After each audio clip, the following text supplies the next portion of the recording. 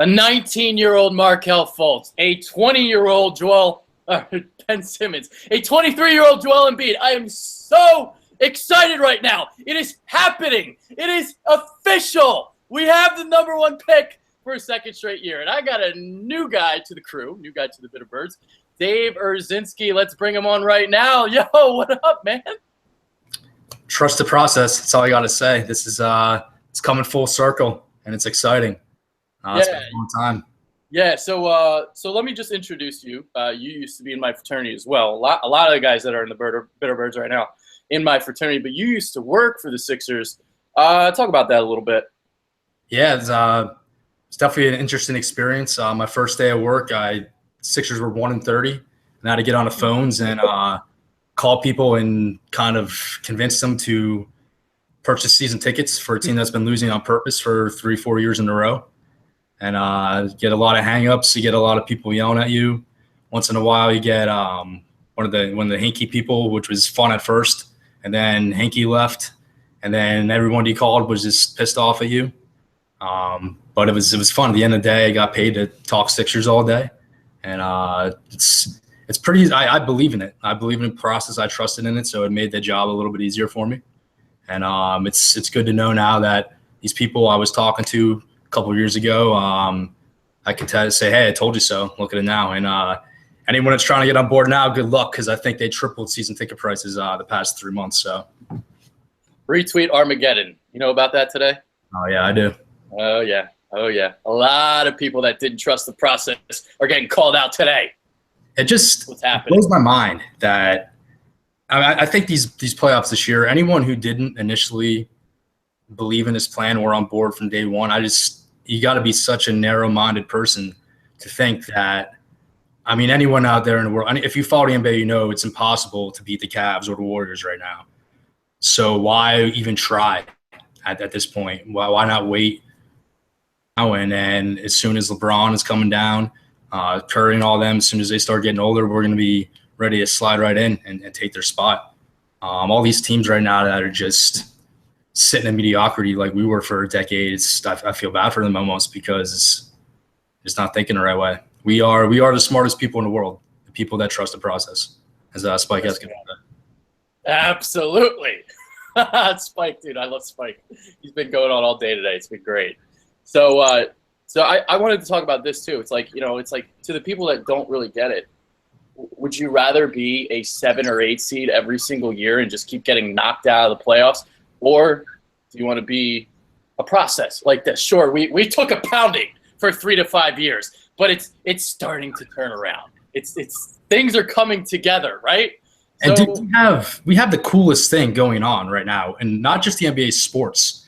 When our players come to the line, when Joel becomes we don't chant MVP like everyone else in the world. We're chanting trust the process. We took this term and we have coined it, trademarked it. It is ours forever. There's going to be a 30 for 30 on this one day in 25 years. And it just, of all the typical Philly sports fans and impatience, all this of the past, just for us to come together for this and agree, say, you know what, we're going to put this on timeout for 4 years for the greater good, be patient and embrace it. It's just, I don't think there's anything cooler going on in sports right now. Yeah, I was actually going to start with Fultz, but you know what? I like that we're on this tangent. So let's talk about what your topic to me was, the most relevant losing team of all time. I love that you said that. Let's talk about that. They really are. Yeah. And anytime like Nashville, I lived out in LA for a couple of years, and even out there, like everywhere you go, this is national news, what we're doing here. No team in the history of sports has ever took such an aggressive approach and a blatant approach to almost, I don't want to say we made a mockery of the system, but we did what we needed to do to beat the system. And it's the attention, just every little thing, there's all this drama that continues to happen. Even a couple of weeks ago, you all sit and listen to talk radio and they're talking about for a millionth time on 97.5, where's Doug Peterson ranked in the coaches, because we have nothing to talk about. And all of a sudden, boom, the Sixers, you just know they're going to come up with something to steal the show again. All summer last year with the number one pick, Sixers were in the head of the news, ahead of the Eagles for the most part. And we're a team that has won maybe a total of 60 games in 4 years. It's just insane. Yep. Yeah. Now, I wanted to bring up this stat. I have read this stat off before, but I will read it to you now since I don't know if you've heard this before or seen this. So according to 538, this is an incredible stat. They found that the past 40 teams to make the finals, their number one player on average ranked in the 96th percentile in statistical plus minus. The number two player, 90th percentile. Number three, 79.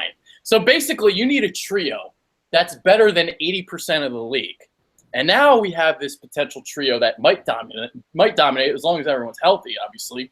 But Fultz, Simmons, Embiid. It's scary if it could stay healthy. Yeah, I mean, it's the first thought that came to my mind is, wow, we actually might have a big three now. And we still have more picks, which is awesome. We have more picks. Yeah, you got to give credit to Colangelo on that one. A lot of people doubt him. I'm not going to lie. I've hated on him before as well. But he really proved himself today or this weekend. He could have folded. Danny Ainge definitely isn't the easiest person to work with. And to only get out of this, only giving up the third pick and one of the future first rounders is pretty remarkable. This is the reason, speaking of when I worked for the Sixers, the day that Hinkie resigned, he came in and he talked to us and they tried to calm us down. And then after they hired Colangelo, they tried to explain to us why they hired him. And basically the whole selling point of Colangelo was his relationships that he could build with the fellow GMs in the league and how he could smooth talk them and work deals. And after not being able to unload Okafor and basically the whole Nerlens fiasco, it's good to see that he came through with this one. And it's definitely not very easy to trade for the number one pick, and he pulled it off. Yeah, and it's great that the Celtics, they don't like Markelle Fultz. So that gave us leverage in this situation. We didn't have to give up more than one pick. I mean, I am absolutely ecstatic that all they had to do was give up one pick. I thought it was going to take two. I thought it was going to take, the Lakers or Kings pick and one of our future picks, right? That's what I thought it was going to be. And I didn't believe it at first. I thought even Sarge was going to be included potentially. None of that. I think the only flaw in this trade is that he didn't find a way to unload Okafor to the Celtics. That was the only thing that upset me a little bit. Maybe he could do it on draft night. Maybe somebody takes him. Yeah, I mean, it's getting ridiculous, but at this point, I think he's just going to stay on, and maybe it's a wake-up call for him. He'll start doing something, at least learn how to jump, I want to get back to the trios thing because I know you wanted to talk about the Warriors, and I was going to talk about the Thunder. So the reason why I want to talk about the Thunder, all right, so 2007, 2008, 2009, those three drafts were the ones that they got Kevin Durant, Russell Westbrook, James Harden. So you look back at 2008-2009 season when James Harden was a rookie and kind of compare it to what the Sixers are now. You had a 21-year-old Kevin Durant, a 21-year-old Russell Westbrook, and a 20-year-old James Harden. So in 2008, 2009, 2010 season, actually, that's when Harden was a rookie, they go 50-32. They make a leap from 23-59 to 50-32. That's a 27-win gap. That's incredible. So it's like making me think, all right, those three guys, 21, 21, 20, you look at Fultz, 19, 20, and 23 with Embiid, just how much of a jump are they going to make this season? Because I was like, all right, maybe they can, make the playoffs, get like a 6, 7, 8 seed, but maybe they might be better than that. Well, at the end of the day, they did somewhat underachieve last year, not because of what they had on the court, but just due to injury. Yes. I mean, Simmons plays and Embiid plays the whole year. They're in the playoffs. It's not even a question. Which at the end of the day, now that might have been a blessing in disguise, seeing as to we would not have Fultz now. But yeah, I think people in the NBA, you can make a jump pretty quickly given it's just a couple players. I mean, when the Cavs, before they got LeBron, no, that's not the best example because it's LeBron, but I don't know the exact numbers of that 1 year off, but I'm sure it was at least a 30-game swing. And then even Colangelo, back when he was the GM of the Suns, when he took Amari, again, I don't remember the exact games, but they did like a 25-game swing from 1 year to the next while Colangelo was the GM of the Suns. So, I mean, all the stars align, you never know what happens. Sixers could be the 3-4 seed in the East next year. Yeah. You really never know. You really don't. I mean, just because like looking at this Thunder and like team and reliving all the moves that they made. I mean, 2007, Durant was taken second, Westbrook fourth, Harden third. It really is a similar type of situation here in terms of the ages. You got the trio. Now they got their guys in 3 straight drafts. We got our guys 3 out of 4. So that's like the only difference. Yeah, it's a shame they couldn't keep them together. They're talking about that on the radio today, how they let the egos get in the way. Yeah. And I feel like that's really not going to happen with the Sixers. You got Embiid, he's just a goof, and Simmons, and then these guys, they just all want to win really bad. I think they get it. And I think that's actually one of the reasons why Colangelo pulled the trigger on Fultz. Fultz is a guy with a chip on his shoulder. Dude didn't play varsity basketball in high school until his junior year. Not really heavily recruited out of college. Goes to Washington. Obviously, the 9-win thing is somewhat concerning, but I really think it's like this concerning to me. Yeah, it's like a little blip. I mean, the same thing happened with Simmons at LSU. Obviously, haven't seen Simmons yet, but I don't really take those things too much into account. I mean, Jahlil Okafor was a national champion. Look what happened there. So it doesn't necessarily correlate. Well, here's what I'll say to that point. I'll just say this really, really quickly. There was only one guy in their rotation at Washington that was a senior or junior, like a regular rotation guy. And that was Malik Dime. He was a senior. Their only NBA prospect besides Fultz down the line is a guy named Matisse Thybulle, who's like a 3-and-D guy. He's like going to be like a late second-round guy. That team stunk. It was terrible. And I was watching some Fultz today, them playing UCLA, and it's like, oh, could your teammates airball any more, of Fultz's passes? He splits a pair of defenders from the left wing, kicks it out to the corner, through the airballs a 3. I'm just like, that is the epitome of why people think, like this 9-win thing. Like, there it is right there. That's why they stink. You got a guy that splits a double team, gives you a wide open look, and you airball it. Yeah, man, it's going to be a different scenario. He's going to come. He's going to play with the Sixers. You're going to have Simmons bring the ball down the court. No one can stop that guy going to the hole, and then they're going to either collapse and Embiid, or you're going to have Fultz wide open out on the wing. Boom. It's just going to happen over and over again. And you never know. They get another shooter in free agency, maybe J.J. Redick, maybe Furkan comes over from Turkey. You got Furkan just lurking over there in Turkey, waiting to come over. Lurking. And he even there's Jared Bayless. That guy could shoot. People forget about that he even exists. Covington, we got some shooters now, and they're going to get more. And that's what you're going to see. You're just going to see Simmons drive the hole every time, unstoppable. And then so many options. It's almost overwhelming right now to think of actually having talent on a roster. And I can't wait that opening night, man. It's going to be lit. It's happening. It's so amazing. All right, so I want to talk about the fits now and how everyone kind of fits together. And you touched on that briefly. Does it concern you that, kind of Ben Simmons needs the ball in his hands, maybe Fultz needs the ball in his hands a little bit? Does that concern you at all? You think this is going to work? No, it doesn't concern me because, I mean, at the end of the day, Simmons, I don't think he cares about scoring at all.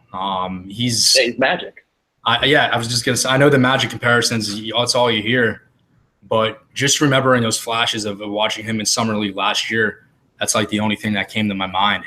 You're going to see games when Simmons maybe only scores 8 points, but it's just the facilitation. They just want a team of facilitators now. That's what they're going to do.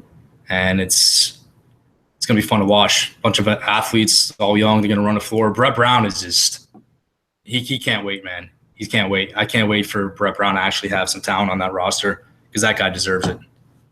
Yeah, and the way I kind of look at it is this. I see Simmons being like almost like the fast break point guard, and then Fultz will be the guy in the half court. The way Simmons can grab the defensive rebound and just fly down the floor, I think that's what he's going to kind of control. And then kind of like the half court kind of game, especially when you need a bucket late, Fultz will be kind of the guy controlling it. And the other thing that people don't understand is like Brett Brown emphasizes passing the basketball. Like the Sixers led the league in assists last year. So in a half-court situation, it's not necessarily that somebody needs the ball in their hands, they don't really have their ball in their hands. That ball's always moving. Yeah, and unless Okafor's in the game, you give it to him, and he catches it. Then the possession around for a couple minutes as a fadeaway. But no, Brett Brown, he's great at coaching him up. Even I remember just watching Embiid's progression last year through those 30 games. That preseason game he played, every time he touched the ball, I don't think he passed it once. And then eventually he learned how to get the ball, how to look around, and his basketball IQ is just insane for a guy that just started playing less than 10 years ago to how much he's developed. And that's why I'm really not concerned about anything right now with Fultz. I know some people knock his defense. Brett Brown's going to teach him how to play defense. They all play defense. That's his number one concern. They're a defensive-minded team. So it's going to be nuts, man. Yeah, I when I watch him play defense, it's more just like lackadaisical. It's just he doesn't care out there because he was on a 9-win team. Now I don't think that's going to happen here in the NBA. I don't think like that shit's going to fly. So apparently, from the reports I've read, when he was like in an international tournament a couple years ago, his defense was spectacular. I mean, we're talking about a 6'4" guy with a 6'10" wingspan. I was going to say he's got a 6'10" wingspan. Like to think that's not going to translate is like asinine. He's got athletic ability. He's swift with his movement. He'll be fine. I think it'll be fine. Yeah, nothing to worry about. Crazy stat. Did you listen to Colangelo's presser today? I was going to watch it later because I didn't have time to. You brought up something I was go ahead.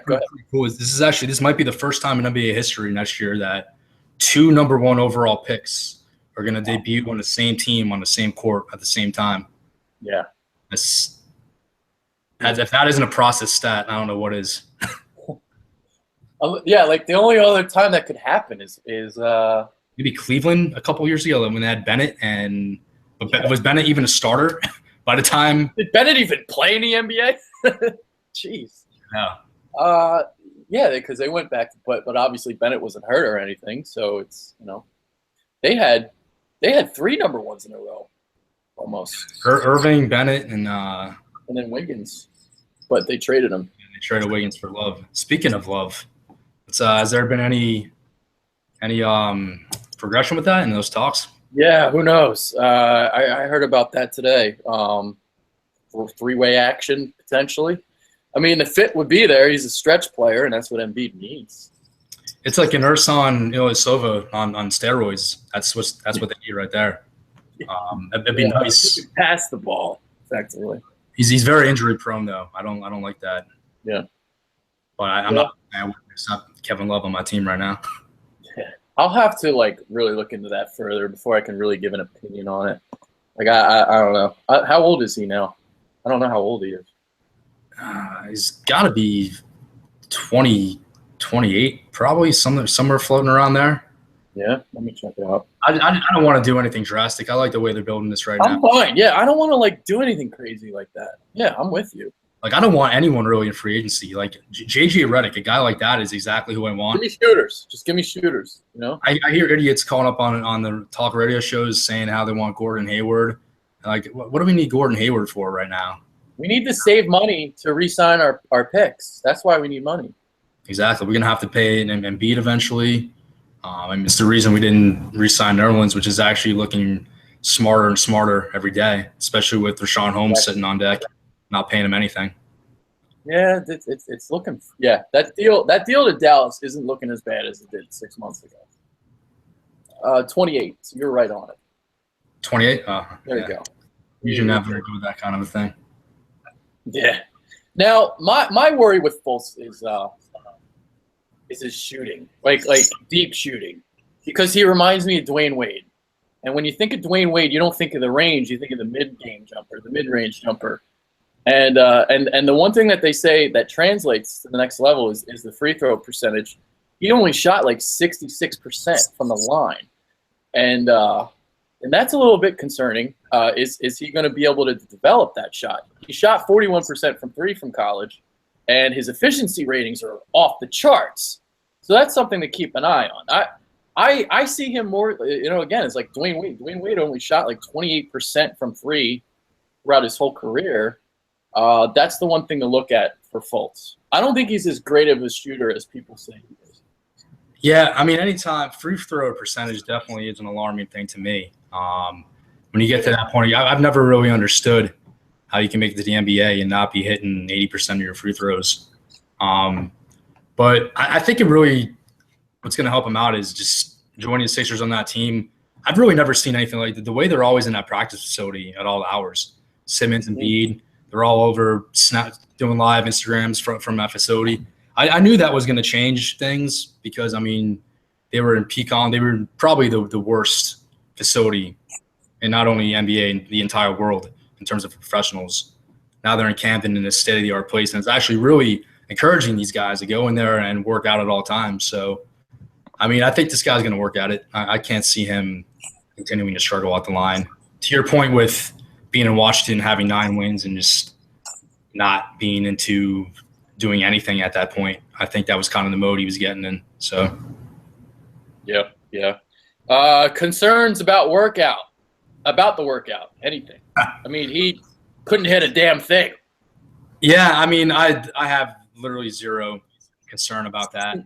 Yeah. That workout wasn't meant at all for him to prove his worth, and he knew that too. But I just wanted to see a clean bill of health. I don't care what he did at that workout. He could have just sat in a chair and done nothing. Like it's a fluke, you know. All they care about is medical and the interview. That's it. What he did out on the court didn't mean a damn thing. They already know what he can do. Exactly. So You've watched, overanalyze that film. The only reason that they have these workouts and bring these guys in is to see how they answer the questions, to get a gauge on the personality, the type of people they are. In terms of the actual basketball skills, that's not what these things are for at all. And Colangelo, like I said, he's really big on getting like a legit person, just not a shithead for the most part. So I guess Fultz proved that he wasn't a shithead. Yeah, so we talked about the 9 wins. We talked free throw. We talked a little defense. Did you want to talk more about the Warriors? Do you want to get into that? We're definitely building this team basically the exact same way the Warriors are. And I know when the Sixers' new ownership took over, they wanted to emulate what the Warriors were doing. So back in Warriors drafted Curry in what I think was 2009, and 2 years later they take Klay Thompson. Next year they take Draymond Green and Harrison Barnes, and that brings you to 2012. And at this whole time they've never won a playoff series. Kind of similar to how the Sixers we took. I guess we could say we could start with Nerlens, even though he's not part of this anymore. Okafor, Jaleel. I mean, Embiid, Simmons haven't even sniffed the playoffs yet, just like the Warriors. Warriors finally get to the playoffs in 2012. They win a series. Next year, they don't even win. They lose to the Clippers, and then it's looking like nothing's working. Then, boom, all of a sudden they win a championship that third year in the playoffs. So things could really change really fast.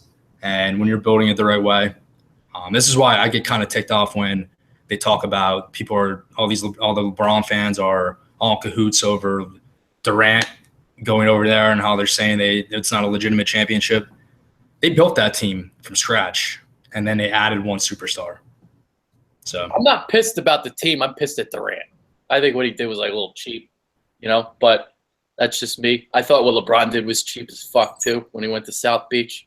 But yeah. Again, that's just what the league's become now, though. The league has now become this league of you got 1 or 2 super teams, and then there's everybody else. And if you're not on that super team level, that's to my point. Like if anyone that he had that forward thinking. Yeah, I mean that's what you need. That if you're not thinking in the future like that, why even try to win when it's legitimately impossible? This is one league where you don't have a chance unless you're in the top 2. Like the 8 seed in hockey, what Nashville did, that would never happen. You're lucky if the 8 seed wins 1 game in a series in the NBA. It's being an 8 seed. There's nothing worse than being an 8 seed in the playoffs. The only time it ever happened was 1999. That was that lockout shortened season when the Knicks went all the way to the finals. But that was a Knicks team that wasn't an 8 seed either. That was a good Knicks team. Yeah, was that the lockout season? Yeah. So it was short season. Didn't even matter. Dude, to be honest, I think they should start every year on Christmas. One of my favorite years ever in the NBA was that when they started on Christmas Day, with the last lockout in 2012. Yeah, yeah, that was when the Thunder made the finals. It was the last time Sixers made the playoffs, won a playoff series. Yeah, yes we did. Yes we did. Then took Boston to 7 games. So yeah, I'll never forget they after we lost to Boston in Game 7. That's when we had the show you love. That was our slogan. Oh yeah, burning flames on their big jumbotron after they won Game 7. So hopefully Fultz turns out to be the best player in the NBA, and we can just rub it in their face for the rest of the time. Now, one thing I think about, because you're bringing up the Warriors and how all of a sudden they made that huge leap. Well, the year that they made that huge leap, they made a coaching change. They went from Mark Jackson to Steve Kerr.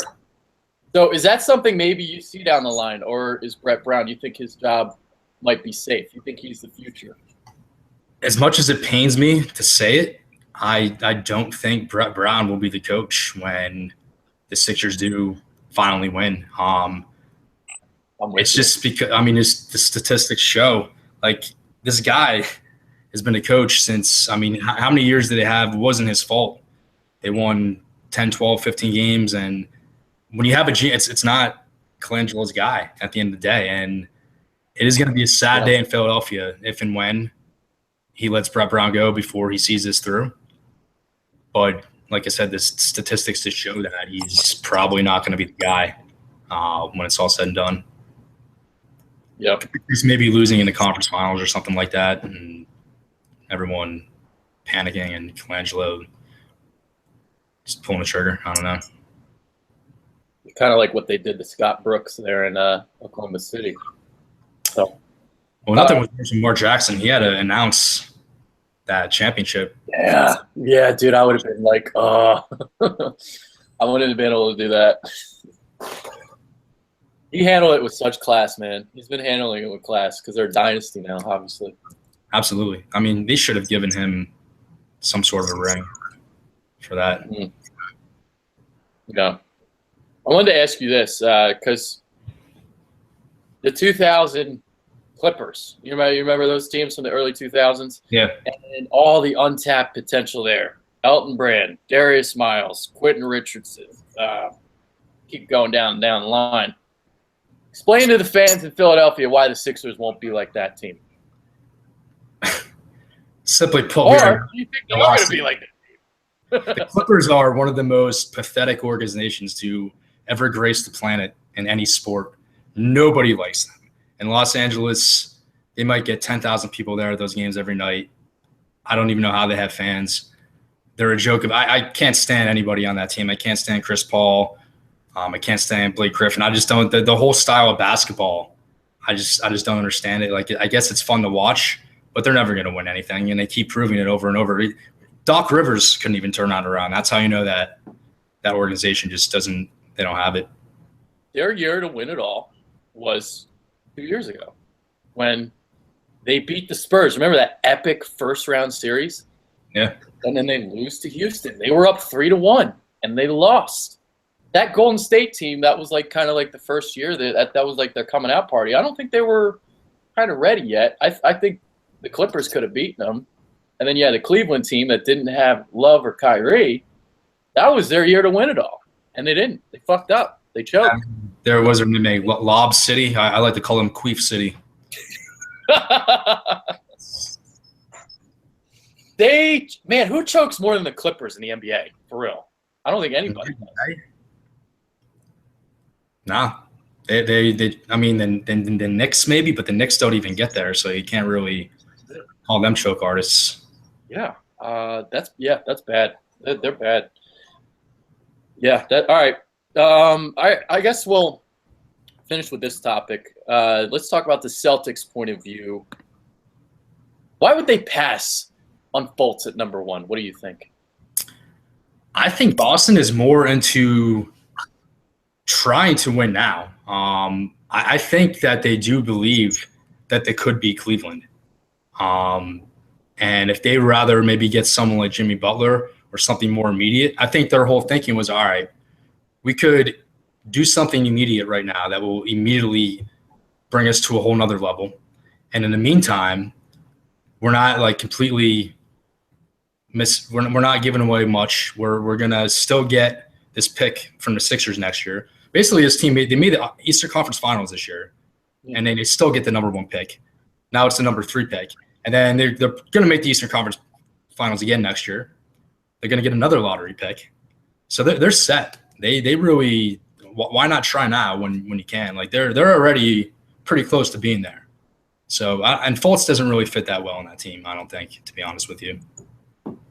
A lot of people are bringing up the fleece word when they talk about the Celtics in this trade. And I honestly think it's a win-win for both teams. I think, for the Celtics, especially after I heard the report this morning on First Take, Stephen A. Smith, saying that the Sixers turned down Jimmy Butler for the 3rd overall pick. If that's all it's going to take. Thank God, by the way.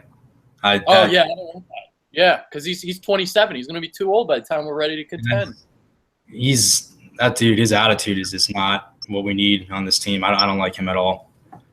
But, the Celtics, I think everyone said they got fleeced because for once they didn't fleece anybody. So when actually a fair trade goes down, it's going to look like they got fleeced because they didn't do the fleecing, if you know what I'm saying. It was definitely fair. It made sense for both teams. I'm sure Ainge tried to get another pick. But at the end of the day, they got what it was worth. They got a pick this year, another one next year. It's fair and square. I mean, I guess Colangelo, he could have called Danny Ainge's bluff. Let them take Josh Jackson at number 1. Maybe the Lakers take Lonzo Ball and you get Fultz at 3. So you could I think the Lakers wanted Fultz. They might. But then you're chancing on Fultz too. So yeah, I didn't say that yet. And that's the best part of this whole thing. The fact that the thing that kept the Lakers from getting this was because MCW. By the way, take a look at his mentions on Twitter. He was all confused last night. Everyone was thanking him, and he just kept replying, saying, "What are you talking about? What do they do?" Because he has no idea what's going on. That was the best one I used to get when I would call up somebody in season tickets and they would start on a tangent about how we traded MCW. I would actually hang up on them. If somebody brought up MCW to me, I would say this person is way too ignorant. I'm not even going to waste my breath on to the next. I would literally hang up on them. Like at the point if they started asking why we traded MCW, who, by the way, the entire playoffs was just getting DNP CDs, did not play once. Yeah, there you go. And we saw how overrated he turned out to be. That was one of the most pathetic rookie classes in the history of rookies, and the fact that he was playing for the Sixers definitely padded his stats. I mean, they play an up-tempo style too. Yeah, it makes it look better. That was done on purpose to pad his stats. Yeah. Now they needed they needed something to sell. At one point, all they were selling was Rookie of the Year. Sixers Rookie of the Year, come out see the Rookie of the Year. Crazy how their pitches change, man. Like with Okafor being the face of the organization, Nerlens. Now it's really exciting. That picture on SI with Simmons, Embiid, and Fultz. Yes. Yeah. I use that picture for one of our videos, dude. Goosebumps. It's awesome. I don't know about you, but when SI that was Sports Illustrated, and they put that on Instagram like pretty early on, and that started made me think, wait, is this like legit for Sports Illustrated to be making these meme type things and posting them in public places? Like, I guess that's where we're going. That's where journalism is going. Memes, social media. Yeah, man. Where we're going. All right. I got nothing else on the topics list, but we have gone for 30 minutes. You got anything else you want to talk about? Yeah, I would actually like to end with an excerpt from Sam Hinkie's resignation letter that I think is more relevant today than ever before. Yes. So this is the excerpt that he titled "The Longest View in the Room." It is critical to be cycle aware in a talent-driven league. In a situation like yours at the Sixers, where a variety of circumstances left you near a trough in the cycle, amplifying the cycle became crucial. Today's outcomes for every team are heavily impacted by the decisions past, who to draft, sign, trade, hire, etc. Jeff Bezos of Amazon says that if Amazon has a good quarter, it's because of the work they did 3, 4, 5 years ago, not because they did good at the job this quarter. Today's league-leading Golden State Warriors acquired Draymond Green, Andrew Bogut, and Klay Thompson almost 4 years ago, nearly 4 years ago exactly, and almost 5 years ago. In this league, the long view picks are the lock of mediocrity. While some organizations like ours have this as a part of their ethos, for others, it is the ethos. Check out the 10,000-year clock. It is no more than an experiment, but an actual clock being designed to place inside a mountain in West Texas and left to tick and shine for 10,000 years. Why? Because to design something that lasts that long makes us consider that the world will look like between now and then. In return, we might be inspired to do something about it. Sam Hinkie, the longest view in the room. None of this happens without him. Every single thing that we traded in that trade to get Fultz was a result of Hinkie. And this dude, man, he's a genius. Those words were so beautiful. And me being a writer, I was like, holy shit, that is beautiful. Beautifully written. And so true. I read that letter maybe 10 times in a row when it first came out. And I try to read a paragraph every day as inspiration. But this letter, man, is one of the most ridiculous pieces of writing I've ever read. But like it's almost like scripture now, you know? So good. It's so good. Have you read the is it the SI article and like his thought process and like kind of how he looks at things? I love that. Yeah, I mean he's like the Elon Musk of sports. He's just constantly like 20 minutes ahead of everybody in terms of your thinking, you know? Like I wish I could just spend a minute inside his brain to see how he views life, because I'm sure it's remarkable. And it's interesting to see if he's going to work in the NBA again now that people are seeing this, and it worked. I remember Scott O'Neal said, "Oh, he's never going to work in the NBA again," after he got all butthurt over that letter. But I think it will be back. He'll be back. He'll be back. Absolutely. He's way too smart. He's way too talented, man. I mean, jeez. Because especially if this process works itself out. You know? It'll work. And then I don't know if you were at the lottery party when they rose him into the rafters at Xfinity, which was I've never felt more like I was in the cult in my life than at that lottery party. So you were there. Nice. I was there. It was epic. But when they do win, he should get a statue. I'm sure they'll put one at Xfinity. The owner of Xfinity raised his banner. He'll give him a statue. He'll do something. They have to. Like just this entire process has been absolutely genius, and I just wish he was still around, dude. That's all. Yeah, but he's there. He's there in spirit. He's there in spirit. All right, you got any final thoughts before we head out? Oh man, thanks for having me. Really appreciate it. Also, by the way, happy belated birthday.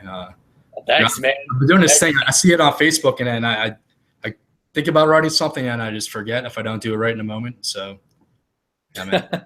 All good, dude. Yeah, that was like lost in the shuffle through the whole weekend. 'Cause like my brother got married, and so that was kind of like in the backdrop. But great weekend. I mean, I think I'm still hungover from Saturday night, but got the show in, and a great weekend. My brother's now in Bora Bora. Lucky him. Like, man, he's living the life. Yeah, man. I bet it's definitely not nice here right now. I'll say that. No. Well, actually, it is nice here because we're gonna get Markelle Fultz on Thursday night. It's true. This is very true. There it is. All right, for Dave Rositsky, I'm Adrian Fedke. We just popped Dave's cherry, but he will be on here regularly for Sixers stuff. We'll get you all set up, and can't wait to do more videos with you. Trust the process, man. Trust the process. Trust the process and trust the Bitter Birds. We're the best on YouTube, baby. Peace out.